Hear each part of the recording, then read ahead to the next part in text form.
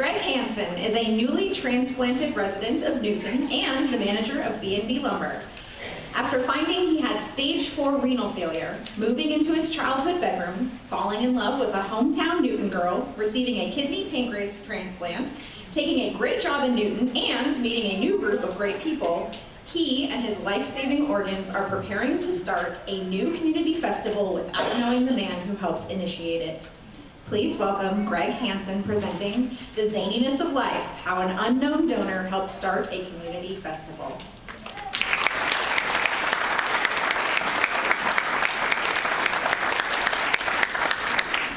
6'5".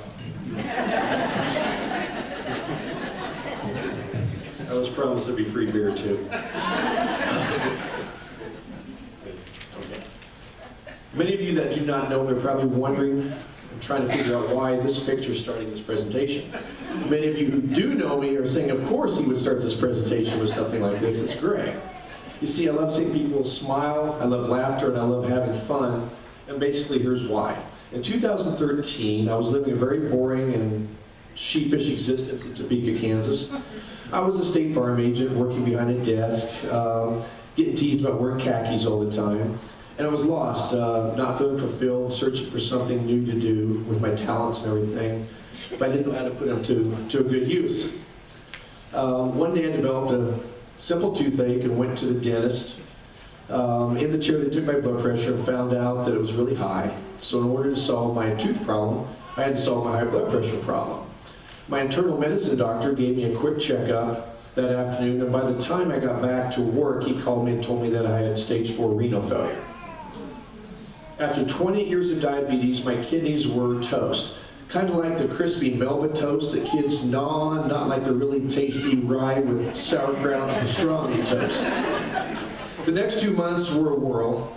I was scared and apprehensive, but through it all, I never lost my sense of humor. If I can turn the page fast enough. I began dialysis. I chose PD dialysis. There's a picture of that up there. That option gave me the ability to work during the day. It also meant I had an 18-inch tube hanging out of my stomach that would inject 6 liters of sugar water into me over a 9-hour period as I slept. This gave me the greatest pickup line ever. Want to see my tail? I was living alone at the time, had some great friends in Kansas City, but not the close type of everyday type of friends and care that a person really needs while going through this type of treatment. Had a few seizures and lost my sight for a while and basically throwing up every morning. That kind of fun stuff that life's made of. One day my sister sent me a short video with my 2-year-old niece, and she said, "Uncle Greggy, please move home in the video." I broke down, decided to move home into the bedroom I grew up in after 20 years of being away. I was a winner. And dedicated myself to having fun with my family and my niece and my nephew. It was a difficult time in my health. My joints hurt, but I never lost my sense of humor during this whole time, because I wanted people on Facebook to see no matter what you're going through, you can always make something better of yourself. As you can see. During this time, a friend introduced me to a Newton gal on a blind date. She wasn't told that I was 6'5", and needed a new kidney and a transplant. And I wasn't told she was 5'2", and very beautiful. Risa is fond of saying that that friend now has very bad vending skills. And I don't know whether to be impressed or depressed, but my shrink and I are working on that every day.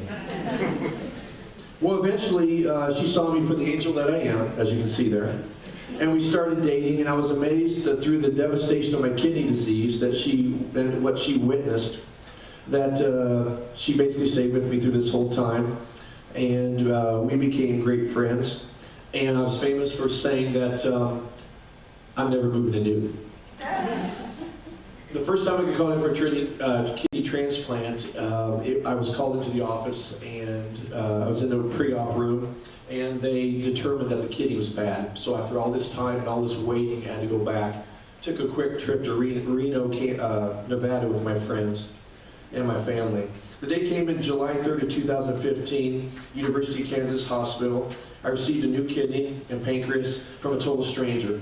He was 33 years of age and died of an aneurysm. I don't know anything else about him to this day, but I do know that through a simple act of getting a transplant and through this donor, because of his driver's license, enabled me to be here today. As you can see here, that even my sisters love to photobomb me while I'm asleep. And I was told they offered the doctor money to tell me that the sex change was successful when I woke up. When asked what the hospital was, I still had my humor and I said, K-State Hospital, and the guy nearly pulled the plug. Basically, in Newton, I took a job with B&B Lumber.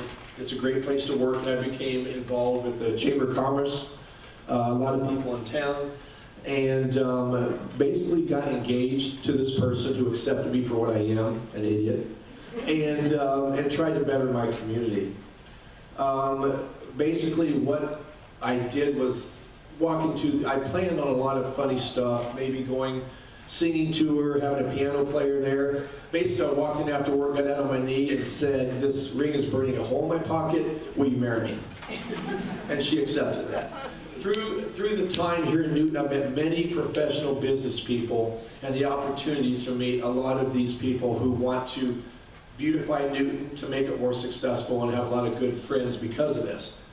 And professionalism blends with friendship here in Newton, Kansas. So you meet these people, become friends with them, and pretty soon they're getting engaged in my murder mystery parties, my event theme parties, and these professional people are becoming your friends, and you trust them, and you start seeking out new things to do to help the community in general.